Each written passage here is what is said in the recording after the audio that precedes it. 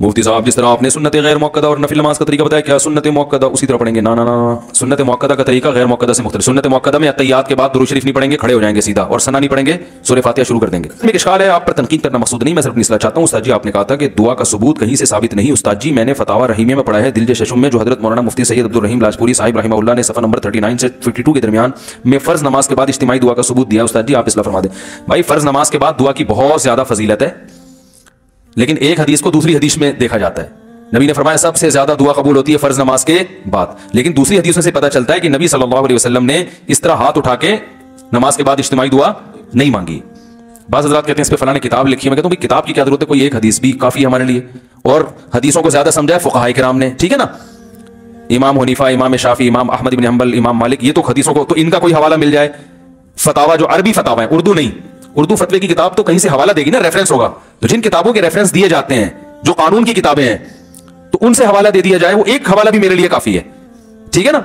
तो कोई मुस्तनद सही रिवायत हो कि नबी सल्लल्लाहु अलैहि वसल्लम का मामूल था नमाजों के बाद, क्योंकि अगर ऐसा होता ना तो कसरत से रिवायतें होती, क्योंकि ये अमल दिन में एक मरतबा नहीं होता।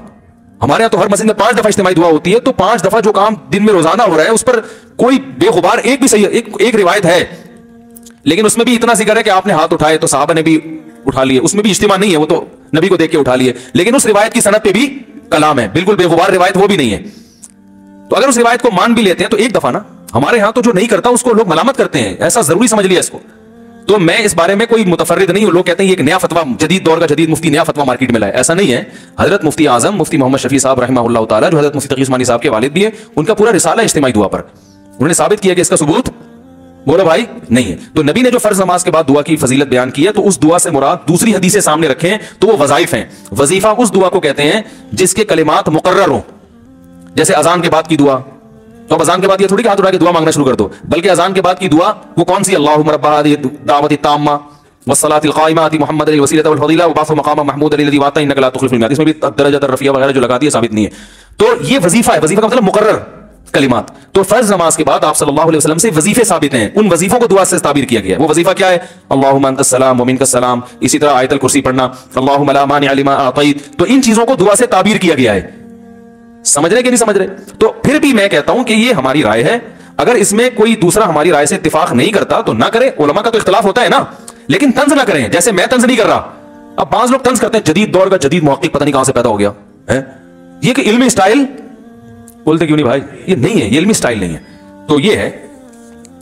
फिर भी मैं कहता हूं भाई आइमा कराम से उलझे नहीं। जो मस्जिदों में अगर इमाम इज्तिमाई दुआ मांग रहे हैं तो इमाम का एहतराम करें, आप उसको छेड़ने की कोशिश न करें। इससे बड़ी नफरतें फैलती हैं। इमाम का एहसान है, आप उसके पीछे नमाज पढ़ते हो, वो मांग रहा है और वो दूसरे उलमा से सुना है, जितनी उनके पास नॉलेज है वो उस हिसाब से अमल कर रहे हैं।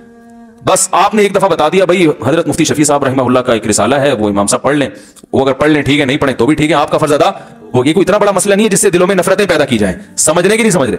दारुल उलूम कुरंगी में इज्तिमाई दुआ नहीं होती, जामे तो रशीद में तो इनफरादी भी नहीं होती।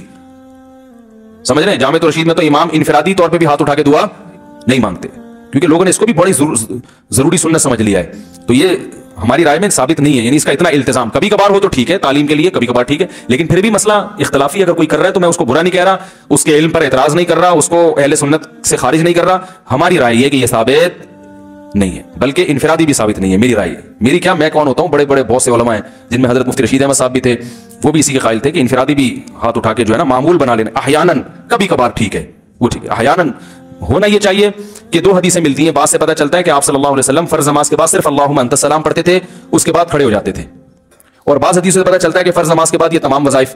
तो अब इसमें 2 मौक़िफ़ हैं उलमा के। अरब उलमा ये कहते हैं कि फर्ज नमाज के बाद पूरे वज़ाइफ पढ़े जाएं, तभी सऊदी अरब में आपने देखा होगा सुन्नतें ताखीर से पढ़ी जाती हैं। वो फर्ज नमाज के बाद तस्बीहात भी पढ़ेंगे और अल्लाहुम्मा अंतस सलाम और आयतुल कुर्सी और सारे वज़ाइफ।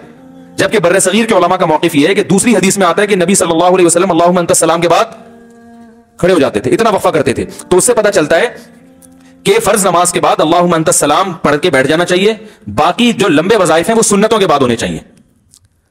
तो इन्होंने इस हदीस को असल बनाया, उसमें तावील की बर्रे सगीर के उलमा ने। वो तावील ये की कि जिस हदीस में आता है ना फर्ज नमाज के बाद, उससे मुराद है कि फर्ज नमाज की तकमील के बाद, मुकम्मल जब होती है जब सुन्नतें भी हो जाए, तकमील हो जाती है ना इससे। तो इस तरह दोनों हदीसों में क्या हो जाएगी? तत्बीक। जिन हदीसों में सुन्नतें जल्दी पढ़ने का है वो भी उस पर भी अमल हो जाएगा, और जिन हदीसों में आता है कि फर्ज के बाद ये वज़ाइफ पढ़े जाएं उस पर भी अमल हो जाएगा सुन्नतों के बाद पढ़ने से, क्योंकि वो भी फर्ज ही की बात कहलाती है ना। लेकिन अरब उलमा की राय है कि नहीं, वो हदीस के जाहिर को लेते हैं, तो दोनों राय ठीक हैं। लेकिन ये जो हाथ उठा के हमारे यहाँ दुआओं करने का मामूल है, ये हमारी राय में ना फिका से साबित है, फिका की मुस्तनद किताबें, बल्कि इसके खिलाफ साबित है। फतावा आलमगीरिया में ये लिखा हुआ है कि फिका हनफी की मुस्तनद किताब है ना, फतावा आलमगीरिया, उसमें लिखा हुआ है कि इमाम को चाहिए कि फर्ज नमाज के बाद अल्लाहुम्मा अंता सलाम के बगैर बैठे और फिर उठ के खड़ा हो जाए। उसमें ये नहीं लिखा हुआ कि दुआ मांगे, वो अल्लाहुम्मा अंता सलाम पढ़े और उसके बाद खड़ा हो जाए। तो फिका में तो बहुत गहराई में जा जाके जुजियात लिखी, फिका की बड़ी बड़ी किताबों की बात कर रहा हूं, छोटी बड़ी किताबों की नहीं। फिर भी मैं इतना सर्व करके कह रहा हूं भाई, अगर इत्तेफाक नहीं है तो कोई मसला नहीं है, इस पे लड़ने की फड्डे की जरूरत बोलते क्यों नहीं भाई। बाज लोगों ने कुछ मसाइल को देवबंदियत का मयार बना लिया है, वो कहते हैं ये नहीं है तो ये देवबंदी से निकल गया, फिर अहले सुन्नत से निकल गया, फिर थोड़े दिनों में इस्लाम से पतली गली से निकल गया। तो ऐसा इतना गली को थोड़ा चौड़ा रखो भाई, कोई निकलना चाहे तो टाइम लगे उसको निकलने में। इतने छोटे छोटे मसाइल में हम तो, मैं नहीं मांगता दुआ नमाज के बाद, अक्ल तरीके से मुख्तसर सी अपनी तौर पे मान लेता हूँ। मौज़िन साहब कितनी लंबी गर्दान चलाते हैं ना, हमारी मस्जिद के मौज़िन साहब तो पूरा मेरा भी कफारा वो अदा कर लेते हैं पूरी माशाल्लाह तफसील से। तो मैंने उनको भी कभी नहीं कहा कि नहीं करो, आई बात समझ में। 11 साल में एक दफा उनको नहीं कहा कि मौलवी साहब ये दुआ ना मांगे। भाई वो मेरे मुक़ल्लिद थोड़ी है, मैं तो अपने अमल का हूं, मैं किसी को क्यों टोकूं। वो आपको इत्मीनान है तो मांग लो भाई, हम तो वो करेंगे जो हमारी समझ में आ रहा है, आपकी समझ में आ रहा है तो आप वो कर लो। मैं उनको बोलूंगा तो बोलेंगे वो वाले मौलाना साहब तो बोल रहे हैं मांगो, तो फिर वो बेचारे कहां जाएंगे मौज़िन साहब। तो मैं कहूंगा भाई मैं तो अपनी राय बता सकता हूं। मुझसे अगर किसी दिन, मौज़िन साहब भी बड़े डेढ़ होशियार हैं, एक दिन भी मुझसे पूछा नहीं है उन्होंने वो बैठे नहीं मौज़िन साहब मादरत के साथ, मुझसे नहीं पूछते ये मसला। तो फिर ठीक है यार। और ये भी मैं ये इसलिए भी बाकी रखा हुआ है ताकि लोगों के सामने ये जाए कि भाई ज़र्फ अपना, एक ही मस्जिद में दो मुख्तलिफ राय पर भी अमल बोलो ना हो सकता है कि मौज़िन का स्टाइल कुछ और, इमाम का स्टाइल कुछ और, फिर भी बर्दाश्त करना सीखो अल्लाह के बंदो। ये कोई मसला है कि मैं गरिबान से पकड़ूं मौज़िन तुमने क्यों किया, चौड़ा बर्दाश्त करो। इतना इससे बड़े बड़े मसाइल हैं, लोगों के सर पे बाल नहीं उग रहे, ये ज्यादा बड़ा मसला है। कम उम्री में बाल गिर रहे हैं। मैं तो जब चरना से मैंने छलांग लगाई ना, तो पहली दफा कैमरे से अपने आप को ऊपर से देखा मैंने। हम तो शीशे में सामने से देखते थे ऊपर का क्या हाल है, तो वो ऊपर से जब वीडियो बनी है तो मैंने जब अपना सर का हाल देखा, मैंने कहा ये तो रफ़ुल यदैन का मसला, तो भाई बात का मसला है यार ये तो ऊपर के हालात बहुत खराब हो चुके हैं। तो ये तो क्या है, शादियां वादियों की बातें और ये सब क्या बातें हैं यार। ये तो लोग बोलेंगे ऊपर से तो आप खाली हो। तो हमने अपने बालों का इलाज करा, अल्लाह का शुक्र है काफी, वो एयरपोर्ट खत्म हो गया कम से कम, वो बिल्कुल ही अजीब सा हिसाब किताब था ना, वो खत्म हो गया। मायूस नहीं होंगे अब आप इंशाल्लाह ठीक है। तो वो खतरनाक हद तक जो हालात खराब थे, अगर मैं उसको छोड़ के मौज़िन साहब के पीछे लग जाता तो जो साइडों के बाल है वो भी खत्म हो जाते। तो इसलिए भाई फड्डेबाजी नहीं करो, झगड़े नहीं करो, नफरतें नहीं फैलाओ। इल्म के नाम पे लोग जो दीन से वैसे ही दूर हैं बोले यार इन मौलवियों के फड्डे ही खत्म नहीं होते, एक कहता है ये बिदअत है, दूसरा कहता है फर्ज है। एक आलिम की राय अगर कोई हमें आलिम समझता है, हम तो नहीं है, कोई राय उसने बेचारे ने पेश कर दी है, बोलो भाई मुफ्ती साहब की राय जिनकी समझ में आ रही हो फॉलो कर ले, नहीं आ रही तो भाई तुम्हें फिर जिसकी समझ में आ रही है तुम उसको फॉलो कर लो, क्या ख्याल है, ऐसा कर लो। तो हमें ये वाली राय समझ में आ रही है तो इस पर तंज ना दें, आने वाने ना दें प्लीज। काफी हो गया मेरा ख्याल है, इंग्लिश में तो प्लीज ही कह सकते हैं ना। और बाकी सवाल के जवाब, कल बहुत ज्यादा टाइम हो गया भाई, दूल्हा भाई बहुत माजरत, ठीक है ना। तो अल्लाह ताला समझने की अमल की तौफीक अता फरमाए। सुभानक अल्लाहुम्मा व बिहम्दिका नशहदु अल्ला इलाहा इल्ला अंता नस्तगफिरुका व नतूबु।